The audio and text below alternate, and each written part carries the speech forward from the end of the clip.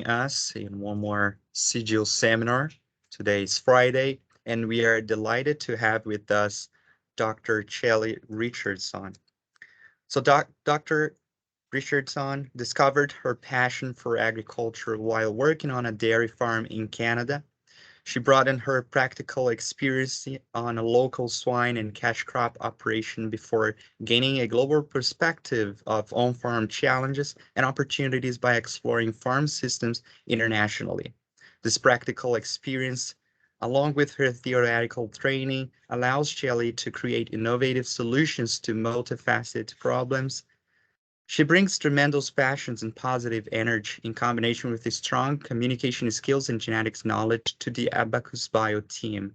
Before joining Abacus Bio, Shelley completed her master's in animal breeding and genetics at the University of Guelph on deriving economic values for feed efficiency traits in Canadian dairy cattle. She completed a PhD in computational biology at La Trobe University in Australia, focusing on the development and implementation of genetic strategies to reduce dairy methane emissions. This project, through a collaboration with Abacus Bio, resulted in the implementation of a sustainability index in Australia. This is a national selection index that dairy farmers can use to reduce their emissions while optimizing profitability. So thank you, Dr. Richardson, for accepting our invite, and I'll pass it over to you now. Thank you so much for having me. I too will shut off my camera and you guys can focus on the slides. Just because my internet connection here in the UK is sometimes a bit shoddy with so many very old buildings. So thanks again for having me today. I'm going to be speaking a little bit more about sustainability in a context greater than maybe feed efficiency and methane emissions. But I'd start off by just telling you a little bit about me, and my intro there kind of stole my thunder a bit. So I'm actually born in Toronto, moved to Guelph when I was quite little, and completed my undergraduate and master's there looking at dairy cattle genetics. And this was on the feed efficiency and methane emissions project. After that, I moved over to Melbourne and I worked with AgVic and La Trobe University. And they were one of the partners on that initial project at Guelph. So it was just a perfect fit to be able to kind of merge, my hometown with a little bit of international experience. And through both of these programs, I always worked with Abacus Bio as like an intern or a student, more so focusing on selection indices and developing breeding programs. So when it came time for my graduation, for me, it was super great that Abacus Bio opened up an office in Scotland because it's just not too far away from Canada. And from there, I've been able to work on, a lot more different species and not just animals, looking at some crops and plant species as well. So I thought I'd give you a little bit of a background for Abacus Bio. So our company tagline is bridging science with business. So we work with researchers, government, NGOs, industry leaders to deliver functional tools that work to help our clients reach their goals faster. So one example of this is what I mentioned, selection indexes, and that was really my experience with Abacus Bio before I joined. But since I've joined, I've learned that really as a company, we do so much more than that. So we have over 65 people in offices in New Zealand, the United Kingdom, and North America. But really, we're active all over the globe. So generally, our work is classified in two major areas. So the value chain consulting. So this is things like business case development and commercialization. And the second being genetic improvement programs. So looking at breeding objectives and trait prioritization. And we do these services across plants, animals, insects, and aquaculture. And we have clients in all parts of the world. So it's really interesting work, and the portfolio I get to work on is quite broad. So this slide helps to give you a bit of an idea of the spaces that we work within. So again, everything from project design to implementation at the commercial level. And we do this with both services and internally developed softwares. So that's some of our tools. Where I guess spend most of, or quite a bit at least, of my time is in the trait prioritization and breeding objective space. Specifically, it's been right now to figure out how we're going to start to tackle climate change. And that's really where I'll focus the rest of my talk today. So whether you're a scientist, an industry leader, or just a kid kind of figuring out recycling, we all know that, it's important to think about the environment and what we can do to limit our impact. But very quickly, this can become overwhelming. What resources should we use? Where should we focus our attention? And this is true when it comes to agriculture as well. There's a lot of commitments and targets that we need to be reaching in terms of reducing emissions as an industry, but there isn't really a clear path on how we get there, or even really a single objective that we're trying to reach on, say, a global scale. So at each depth of the policy, or policies in general, there's going to be different stakeholders making and setting targets. And each one of those stakeholders may have, a different goal that they're trying to reach. Are we trying to improve efficiency, sustainability? Do we want to reduce gross emissions, or, reach a net zero system? Now, with agriculture in particular, there's also kind of this added problem or conundrum of needing to reduce our emissions, but also continuing to increase production. So by 2050, it was estimated that our industry will need to increase production by 60% to feed a global population of 9.7 billion people. And this is going to be even more prominent in areas of food scarcity, where the primary objective has to be increasing production, and they don't have the luxury to, reduce production a bit to be able to reduce our emissions. For most countries, the majority of livestock emissions come from methane and nitrous oxide. So nitrous oxide is a bit more difficult to model, but methane itself presents a major opportunity. So as many of you I'm sure know, methane is strongly linked to feed intake, and it's a byproduct of feed fermentation. So although methane has a high ability to capture heat through radiation when you compare it to carbon, it also has a much shorter atmospheric life. So this means that if we can decrease methane, we can have quite a significant impact on climate change. But one thing I find that's very interesting is the thought that maybe we don't necessarily need to reach, the typical net zero for methane, because it does have this shorter life in the atmosphere. But instead, maybe there's some sort of other equilibrium that we can reach for methane. And there was a pretty interesting paper by John Lynch from Oxford. I think it was January 2021. The link's in there. I'm happy to share it afterwards, but it's worth a read just to get a different perspective. So how does all of this kind of fit in with genetics? So in genetics, we associate a feature of an animal with their genes, and this is done usually in a population with quite high quality or large volumes of quality data. And this lets us develop prediction equations to apply to general populations. And from there, we can select animals that have the highest genetic potential or represent the animal that we want to have more of in the future. So for novel traits like feed efficiency and methane, or even novel fertility traits, this can also include measurements from research herds as well. So we can do this for many, many traits and eventually be combining them within an index. Now, to do this effectively, we need to be able to have a clear breeding objective or a final goal that we're trying to reach. So for example, what does the most sustainable cow look like to you? Now, usually the answers I get for this usually have a focus on reducing emissions.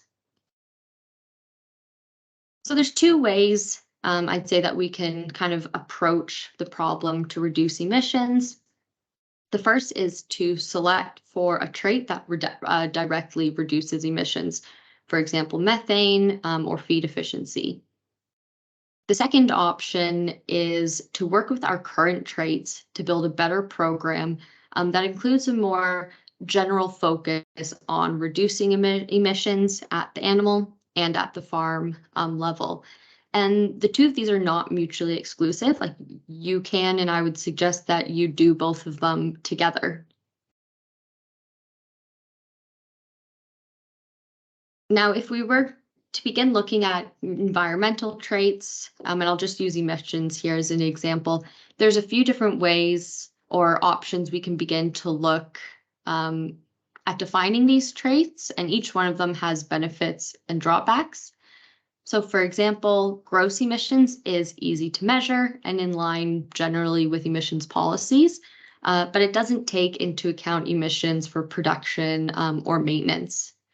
Then we have our emissions intensity, which considers the amount of production an animal has, and emission yield, which considers their intake level. But both of these are ratio traits, which can be a bit more challenging to work with when you're building breeding programs. The final option that I've presented here is a residual trait. So similar to intensity and yield, it can account for an animal's production level or intake level, but it acts as a linearization of intensity or yield. So it's a little bit easier to include in breeding programs, but it can be more challenging to conceptualize and to explain to farmers as well. So like I said, each one of these does have its benefits and drawbacks. So, how do we choose between the traits? Generally, when we look at selecting a trait, we look at variance components, inheritability, correlations with other traits, but there's also some non-traditional selection criteria that we can consider here. For example, we can look at how difficult the computation or how much computational power is needed to estimate this trait, what data will be available at either the commercial level or in the long term, the level of acceptance that farmers will have for the trait, as well as its economic impact. So these criteria begin to help bridge the gap between the traits we research and the trait that's actually implemented in industry. But with novel traits like methane, collecting measurements is usually very expensive and requires a lot of time and labor. So generally these data sets are smaller and very, very valuable, but the breeding values that are estimated from them are just not reliable enough to be implemented. And that's not just, limited to methane. This is also for feed efficiency and other novel traits that might have the same kind of features in terms of expense or the level of labor intensity. So this made start to think like what actually makes an animal environmentally friendly or sustainable?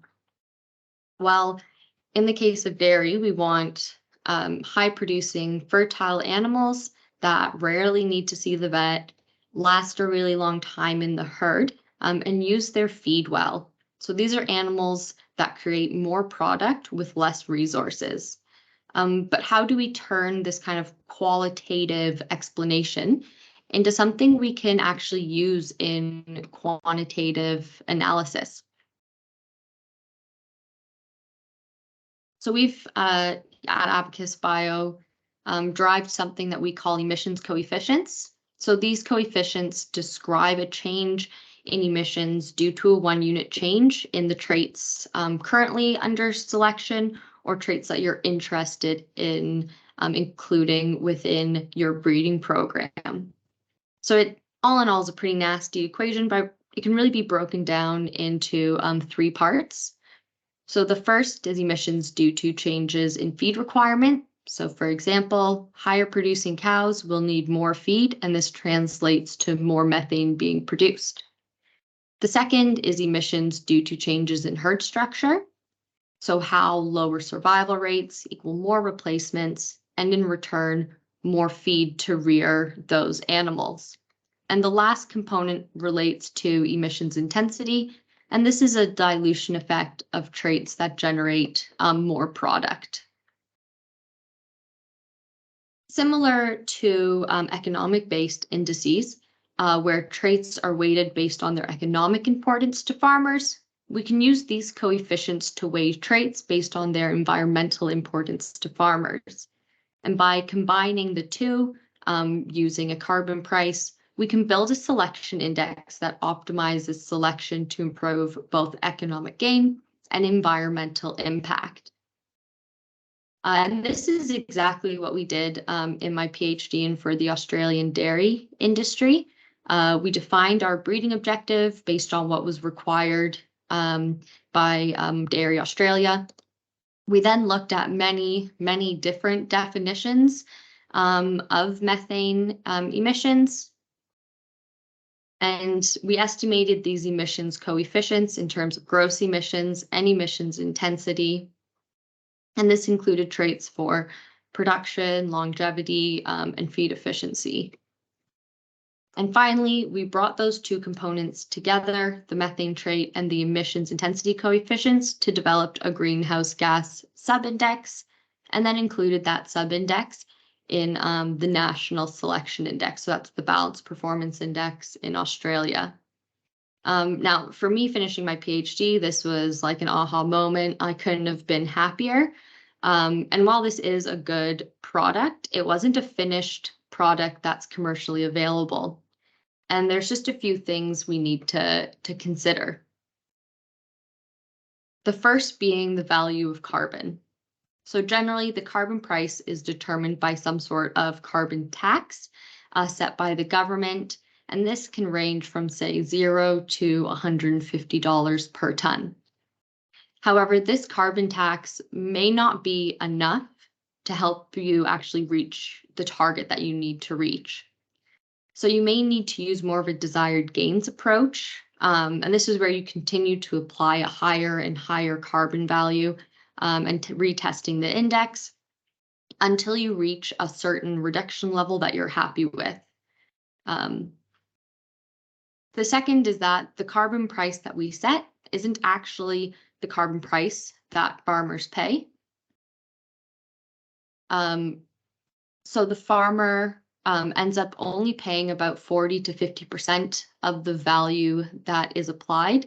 And this is because of what I call the beauty of selection indices. So the favorable relationship between the traits means that we get more than just an additive response. And this is estimated by seeing how much economic gain the farmers are giving up in other economically important traits compared to the level of emissions reduction that's being achieved. The other point I wanted to highlight from this work is how we actually communicate breeding objectives. So just because there is a target that has been set doesn't mean that this is the trait that we have to actually select for. So in the case of Australia, our goal was to reduce emissions intensity defined by fat and protein corrected milk. But when you define production using fat and protein corrected milk, you place a really large emphasis on improving milk volume, and that has an unfavorable response in health and fertility. So what we did was look at another way of how we could weigh our production traits. And what we did was look at the economic importance of these production traits to farmers. So we weigh this in terms of what we call protein equivalence, and it aligns much better with the breeding or the current breeding goal that Australia has. So in this, we could select for emissions intensity using protein equivalents, but then present our response in terms of fat and protein corrected milk. And you'll see that the difference between the two options was a little bit less than 2% in terms of the reduction that was the reduction that was achieved. But it had a much more it was much more favorable in terms of selecting an animal that was going to be sustainable.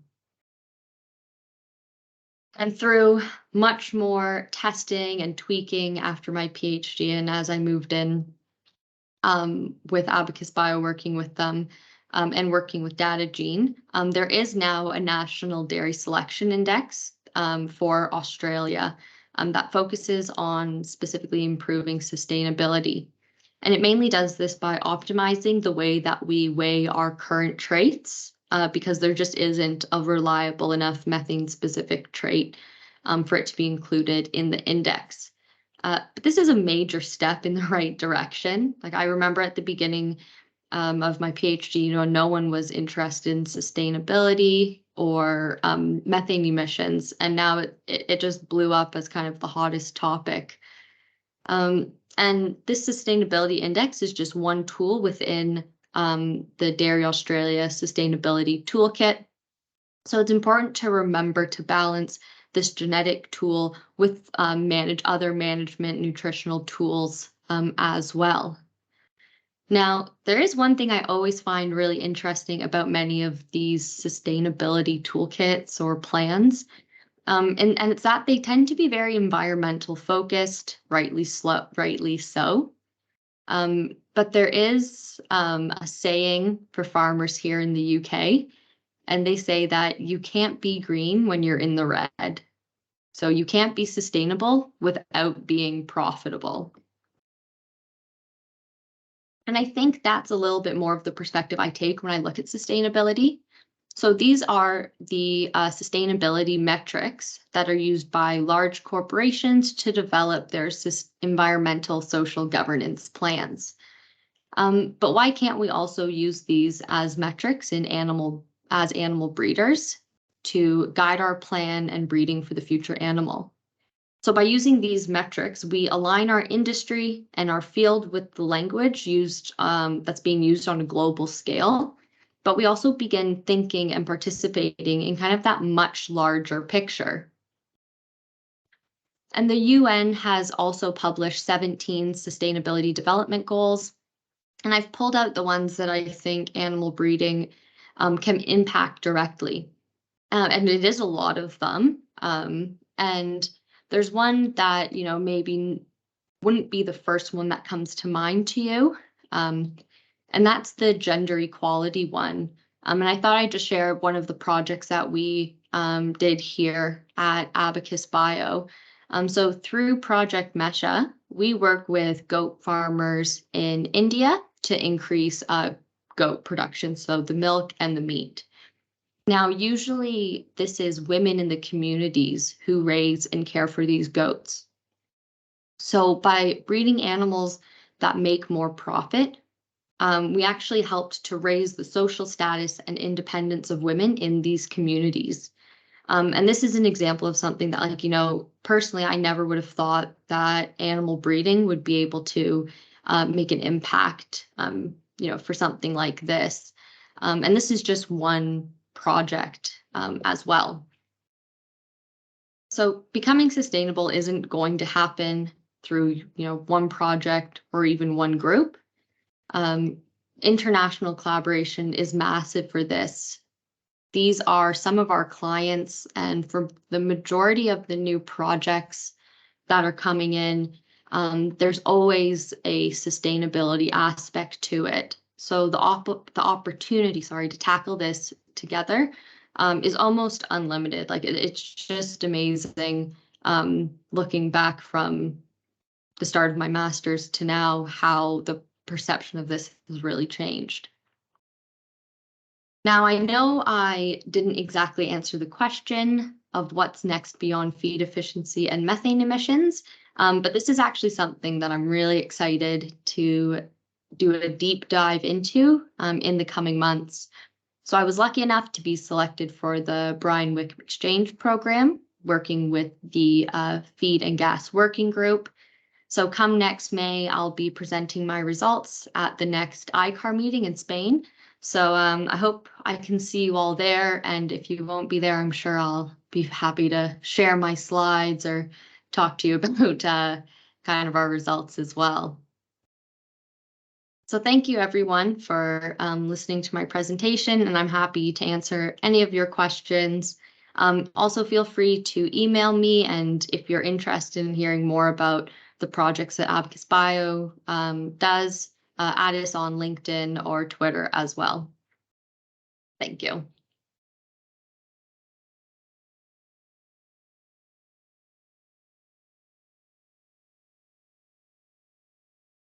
Thank you, Caeli. Great presentation. And now in the audience, if you have any question or comment and you'd like to interact with our speaker, please raise your hand, as I can see here. And if there are more people, we can have some order. Yes, I see Filippo. So please go ahead. Oh, first of all, congratulations on being selected for this. And I hope to see you in Toledo, beautiful Toledo. It would be nice. I'm glad. So, I mean, I know the answer a little bit, but I think it's good to talk about why Australia went this direction, in spite of, you know, having been part of projects where they collected methane emission. You study yourself, mixed spectral data, possible, and so on. Why, at the end, they decided to go this direction?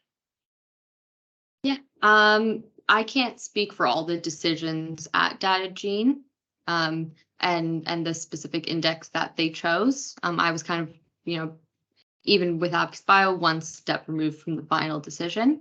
But in terms of just the difficulty of having a reliable methane trait, that was quite a good portion of my PhD. And I did look at MIR and trying to use milk spectral data and prediction equations to get enough, like just to get a methane trait that was reliable enough. And by the end of my PhD, I wasn't successful in that. So that's a space that they're still working in, you know, using the international data and exploring more for.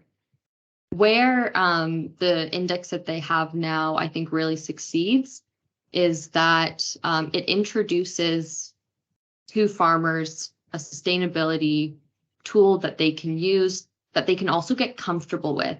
You know, when you do introduce that methane trait, the emphasis has to come from somewhere, and most likely it will come from economically important traits, probably production. So if they're used to giving up a little bit, like, you know, I'm talking, I think it was 3 or 4, or in Holstein, sorry, it was 5% of BPI progress, and BPI is an economic-based index. So by giving, you know, 5% of progress, they could reduce their emissions and it'd be a bit more sustainable. But when you add in methane, that number is going to get bigger. So I think it does a good cushion of introducing a new tool to farmers that kind of starts to get them thinking in the right direction without it being so drastic that they, you know, won't use it at all. And that is something that I think maybe Canadian farmers aren't as strong-minded sometimes as Australian farmers. Like you really have to convince them, and it was a challenge at time, but one I was happy to participate in. Thank you.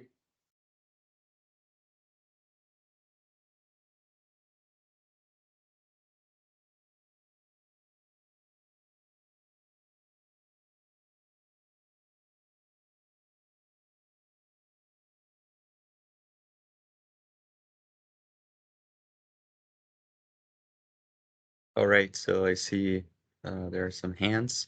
So Murray, please go ahead. Thank you very much. Can you hear me? Yeah. Yes. Yeah, I can hear you, Murray. Thank you very much for your presentation. I look forward to learning more of what you find as you go into the next stage of your studies. What concerns me is the last point that you just made is how do we introduce this to farmers, whether they're strong-minded Australians or not so strong-minded Canadians? I'm not sure I can accept those classifications, but that's fine. I'm saying that in good humor, sorry. But how, like, this is important in the global scene, and yet farmers tend to resist that because they're giving up their system or their production and everything. Is there anything happening on the communications line of things? Because it's going to take some time. This is quite a divergence from what we've talked about in produce, and it's got a whole different concept. Is there anything happening on that, or perhaps I'm way off base on my thought on that? Thank you. Yeah. I think at a global scale, Murray, really good question, but I think there is a lot happening. And when you say for farmers that, they may not want to accept this very quickly, or that they associate having to have this sustainable or this environmentally friendly farm with one that's not profitable, that's where I tend to look back at those I always forget how to say them, but the sustainability metrics, these are metrics that global corporations use to be profitable and sustainable and environmentally friendly. So if we can start to align those goals together with what we do in breeding, or even, I know Lactanet has a sustainability index to use. Other industries as well, like pig, it's not just dairy that looks at it. So if we can start looking at the different pillars of sustainability rather than just saying, reduce emissions and you're sustainable, I think that's kind of the conversations that really help farmers come along to begin to understand that, we're not asking them to get rid of all their cows because then there'd be no emissions. That makes no sense. We want a system that's going to be profitable, that they're going to be able to pass down generation to generation. And what we're asking is to maybe just tweak this system so that it works a little bit more in line for reducing our emissions as well.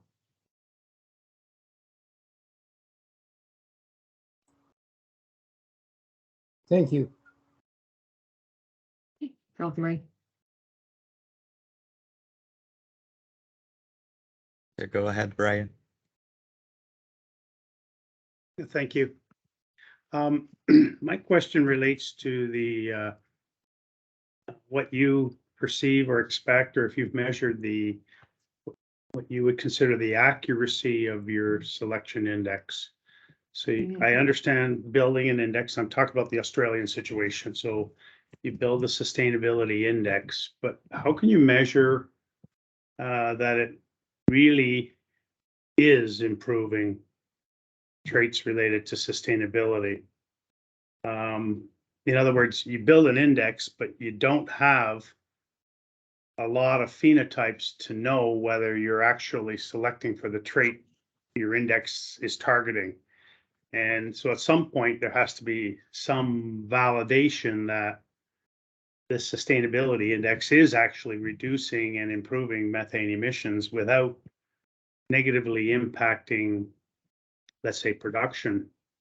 The reason I asked the question is because we have been working on a methane emissions trait that is measured basically as an evaluation that's independent of production, but we can't find a single trait that's correlated to it. A little bit with fat. So fat feed efficiency for sure is totally independent of every other trait we've ever selected for. The way we're expressing it as feed efficiency, just efficiency without negatively impacting body size and milk production. So if there's no traits correlated to our end result, then how do you actually use those traits to actually predict, to become an actual prediction of the trait of interest? That's what I'm struggling with, that concept still. Yeah, okay. Let me know if I go off track, because there was quite a few components in there, Brian, so I'll try to work from the beginning. towards the end. And maybe it would just be helpful to give a little bit more context to that sustainability index. So the sustainability index in Australia right now, it doesn't have a particular methane trait in it. What we did was just adjust the weightings of the traits that we know have an impact on emissions using these coefficients. And what we do to actually calculate these coefficients is we say, okay, how does the replacement rate change if we increase survival by 1% in the herd? And then from there, we can say, okay, this is how much feed is associated with that number of replacements and how much emissions that will be associated with that 1% change in survival. So it's that coefficient that we then multiply by a carbon price and then merge them together. So that's how the sustainability index is together. In terms of how we would actually measure or validate or prove that what we're saying is happening is actually happening. Australia's done it for, and this is what I am expecting that they will do probably in the future. They've done this for improving herds, a project that they had that took divergent herds in terms of genetic progress to show that if you selected better bulls on BPI, your herd actually did become more profitable over a period of time. So I expect that they would do something similar where they'd have measurements of sustainability, so progress in these traits. Maybe at that point they would have a methane trait also included in the index, depending on data availability and how the team is working on that over in Australia. And maybe at that point, then they'd be able to validate it through a similar process as the improving herds process.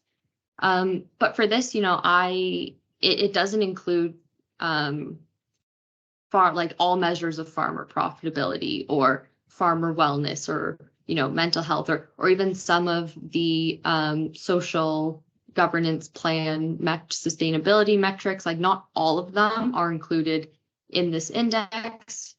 So in terms of, being able to measure complete sustainability, it might be almost nearly impossible, but for sure we can see, how much progress in BPI, so economic gain they had to give up, and what is the level of reducing emissions that they achieved. Yeah.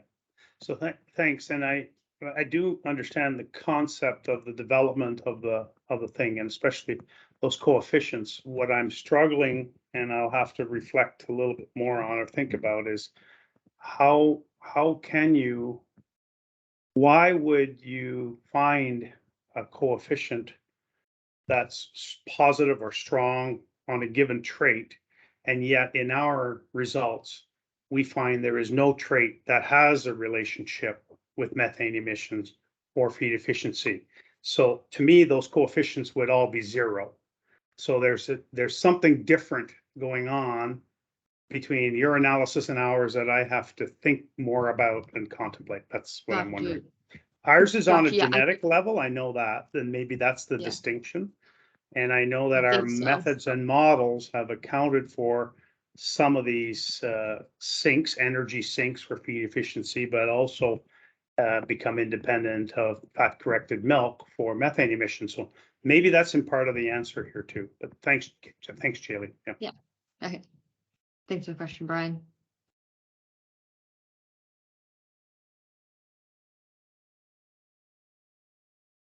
Yes, Filippo. Yeah, actually, if I can intervene on this one, in a sense, the way, if I understood correctly, the two things can go together. I mean, if Australia also methane emission, they will also use methane emission as a direct trait to decrease, among all these different traits, the emission at the same level of production and so on. But they're also working on these other systems of other traits, which in a sense we have partly in our sustainability index, which is a phenotypic trait done by Lactanet, in which you say, okay, yes, if we use, if an animal is calving earlier, if this animal is there is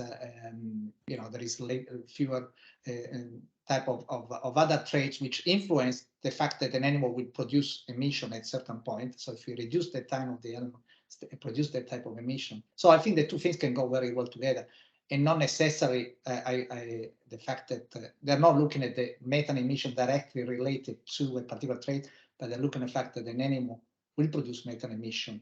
And if the exposure, am I understanding correctly?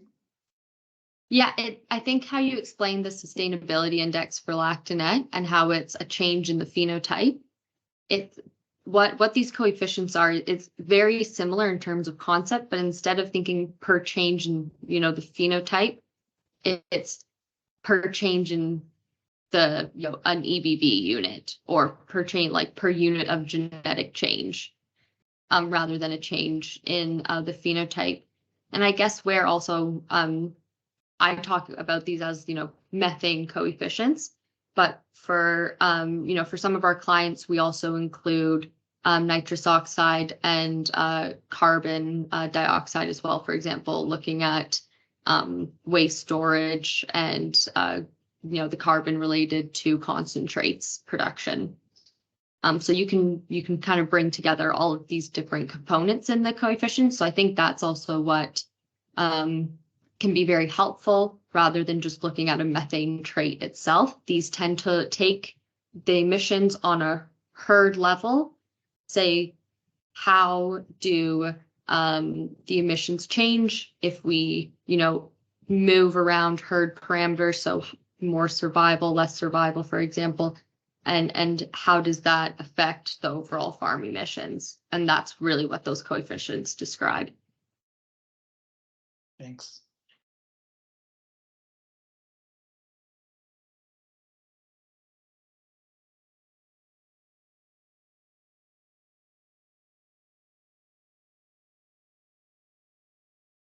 Yes, I see one hand.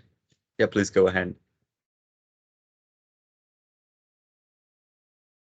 I'm assuming Murray here. I'm assuming it's my hand, but I don't know. So Yeah, sorry, it is. okay. I think so, Murray. Murray. Yeah, I didn't see. Thank you. I'd like to come back to the communication part of it again, and I know that's not the focus of your presentation today, but I have a question, Caeli, for you, and one for Brian, perhaps, or a comment. What is happening in Australia to, I'm going to use the word, soften the approach of farmers to this in Australia, and the other one is what is happening in Canada, because it's going to take some time to get these concepts out. I understand that it's, I can basically understand the questions on coefficients and accuracy and all those kinds of things, but I'm more concerned about the application of it, and so is every country in the world concerned about getting to net zero. So what's happening in Australia on communications, and what's happening in Canada? So, and if that's too far off the topic today, I will understand. Thank you. Yeah, no problem with that at all, Murray. It might be helpful if I give you a bit of background, kind of my experience from the start of my PhD to today.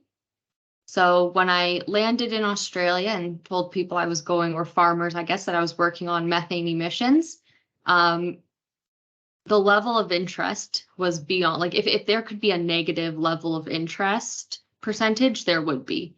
It just wasn't something on farmers' head. They had just had a drought, fertility was really low, and they were struggling also with the price of milk, like the global value of milk. So they had a lot of problems on their mind.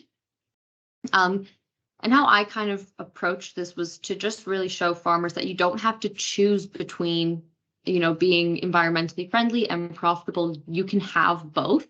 And I think really working in that idea through presentations, I would go to what they call herd conferences, really industry or farmer focused conferences, and just continuing to explain what I was trying to do, or what we were trying to do as researchers. That really helped. Saying that, it was only in the last year of my PhD when much more strict targets started to become apparent, and New Zealand started to say that there was going to be a carbon tax on agriculture, the industry started getting more interested, but farmers also came, I think, a lot more to say, this is something that we need. And from there, it was just a lot of education, not necessarily around exactly what this index does, but education around what really our end goal was and what we were trying to achieve with this index from an industry standpoint. And I think that really helped farmers get on board to show that, it isn't an either or. You don't have to choose one or the other. It's really something that as an industry we're going to have to work towards as a goal and bring, profitability and sustainability together. In terms of the industry in Canada, that might be a better suited question for Brian. I'm a bit out of date to what's happening in Canada, but I know that I personally have seen from just friends and family that are dairy farmers also a lot more interest being generated towards having tools that farmers can use to reduce their emissions. So I can hand it over to Brian if he has any additional comments to that. Yeah, my only comment will be brief in the sense that I think we're very early on in increasing the awareness among dairy farmers of the importance of these sustainability traits. It really started with Dairy Farmers of Canada making their statement and making their commitment and promoting that commitment not only to the dairy industry, but to government and to the general public and consumers. And then from there on, Dairy Farmers of Canada has hired a new VP of sustainability, and so they are putting resources in place. As an industry, we're establishing an industry committee focusing on how do we address this and achieve this goal. Different organizations close to Dairy Farmers of Canada, including Lactanet and others, are building tools and communications to help farmers better understand. These things will unfold. And I also still think that, you can start putting things on paper or in videos or social media about it, but you have to at some point start delivering tools and metrics as well. And this is why, from a Lactanet genetic perspective, we're saying we want to introduce methane emissions in April as a national evaluation for Holsteins. And this is a very good, we showed it at our open industry session. We're expecting average reliability of genomic young sires in the 70% range. So this is outstanding because of the volume of MER data that we have as a predictor. We also have feed efficiency, and we're putting it into our selection indexes, LPI and ProDollar. So when you start doing those things, people will start paying more attention. If there's nothing on the table, then they have nothing to see. So it's just words, but you need to start putting tools in place. And the other side of Lactanet are also investing time and energy into more tools and metrics to help them measure progress. So once you do make improvements, not just genetic improvement, but in the many areas that dairy farmers will be asked and required to make improvements to be more sustainable to achieve the net zero.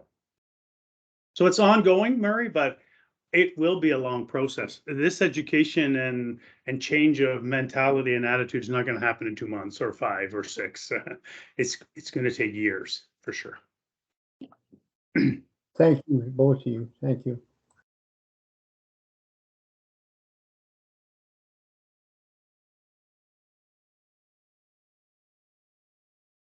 Right, Peter. Hi, Caeli. Thanks. That was great background for what you've been doing. Some great work. And I wanted to stretch you a little bit further now, because I think about these emissions coefficients as marginal. estimates of change, and that makes a big difference where you are in terms of mean or of a distribution. And I'm just thinking about methane, where we can have big impact on emissions based on different feed with seaweed, for example. And I guess that could have some big impacts on how correct your coefficients are.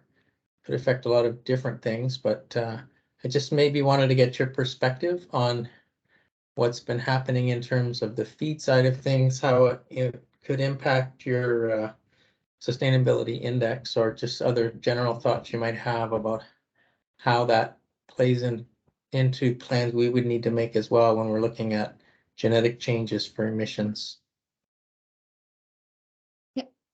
I think I'll start off there by saying that there is a balance between, you know, having feed additives and genetics. You know, genetics isn't going to happen today and make changes. It's more of a long-term solution. But at can't remember where it was it was at WC UNE gave a really good presentation, just kind of showing the trade-off on how, from an economic standpoint, you need genetics to come in and really hold down the fort, because otherwise it's just going to be far too expensive for farmers to reach these targets solely with nutritional feed additives or something from that nature that's going to cost them money. The second part of that is that in terms of how it will impact our coefficients do assume a constant diet. So yes, that would change if, say, the whole industry were to completely change their diet. And what it would change, or the aspect it would change, is the amount of methane that is associated with a 1 unit change in feed intake. So let's say if you're expecting 19 grams of methane per kilogram of dry matter intake, that might bring it down to 15. So it would change our coefficients, and we would have to update that if, say, the population average diet were to now include seaweed or, what is it? Menensen, I always pronounce it wrong, sorry for the nutritionists on the call. If it were to include something like that, then yeah, of course, we would need to update that and to include that kind of new methane coefficient in terms of grams of methane per kilogram of dry matter intake. Do you have any feeling if that's far away or if that's imminent, or it's something we would have to think about, or is it just something that people talk about, but not that many people are doing it yet? Yeah, it depends. Yeah, I think it depends what you're looking at. In terms of having something like Rumensin or like a medical additive being able to be used off-label across the board across Canada, that's something that I was in a working discussion group looking at maybe what are going to be the best management practices in Canada for reducing emissions. And one of the comments that came up with that was, we don't want to have another Buttergate. People were very concerned with us with palm oil in our feed. Imagine if they all thought that we're now feeding cows, some other chemical to reduce their emissions. And same with feed additives, even if they're natural like seaweed, eventually the rumen does start to get used to the seaweed. So you need to, change it up. So you might have to use 1 or 2 different feed additives. In terms of the practicality of getting that to Canadian dairy farmers across Canada, I don't see it happening in a very short term at a massive scale. I see other practices, on like waste management being much more easily implemented in the short term. But, I'm not the expert, so to say, on nutritional management. So maybe it's just a geneticist saying that I think genetics is better. Oh, that was a great answer, Julie. Thanks. All right, and I guess for our last question, we have Dominic. So please go ahead. Yes, thank you. Can you hear me? Yeah. Yeah, excellent. Thank you, Caeli, for the presentation. I'm from Lactanet, by the way. My question is going beyond the genetic sustainability index and among the different toolkits you presented regarding dairy sustainability, practices that can go to improve the sustainability of dairy system. How in Australia or do the policymakers have some specific tool or kind of meta tool which could take into account the different metrics you mentioned, so as to make the good recommendations or prioritize recommendations and the most efficient one, without taking the risk that some recommendation which could be positive regarding one aspect, one metric like climate change, for instance, could affect or be a risk to decrease the sustainability regarding many other metrics, be it economic or social or even other environmental metrics. Is there something in place to try to capture all the effects that the recommendations can lead to, and making the best recommendation without taking the risk that we could have some impact transfer to other metrics or to other issues? And once again, be it economic, environmental, or social. And if so, do they have chosen between a common denominator for these, like a dollar value, for instance, just like pricing the carbon emissions, for instance, which can be used to find a common denominator to climate change? Yeah. I just thought I'd go back to the actual sustainability toolkit, that the slide that I got it from, only because I in no way am an expert in the Australian dairy sustainability toolkit. So I won't pretend to know all of the answers. From my knowledge, there isn't, like you said, like a policy or something specific in place that balances the different components of the sustainability index, but maybe Dairy Australia does have something in place and I just don't know about it. However, if I were to look at the different components of the sustainability index, the system there is it's so different from Canada that you couldn't compare it. So, for example, pasture management is such, and water usage in pasture management is such a massive component of the industry there that, decreasing how much water you need and managing your pasture better, it makes a massive impact. And that's something that, having better ryegrass, breeding for better grasses that you put in your pasture, that has a massive impact. And it's something that I don't think is as popular amongst farmers. Also, where's this one? The other one is their replacement rate.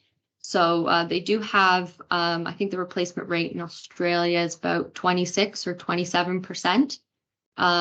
But being able to bring that down and having what they call better in-calf rates, so having better fertility, that would make a massive impact for just how their system generates and works. So I think just looking through this list quickly, I think there's very few, if any at all, tools on this list that I would worry about improving and it actually, losing profitability or kind of so far like dropping the ball in another area for it not to be synergistic together as a toolkit. I think that's how they've designed the different components.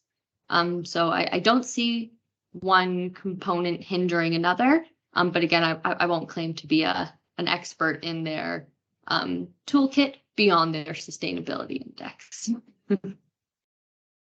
Yeah, great question. Thank you. All right. Thank you all for great discussions and questions. Once again, thank you, Caeli, for joining us today. And hopefully in the future, you will be able to come back and tell us what's going on and give us some updates on your work. And so, yeah, thank you all for joining us today. And I hope to see you all next week. Bye-bye. Yeah, bye. Yeah, thank you, everyone. And again, if you have any questions, feel free to send me an email and we can always chat more about it.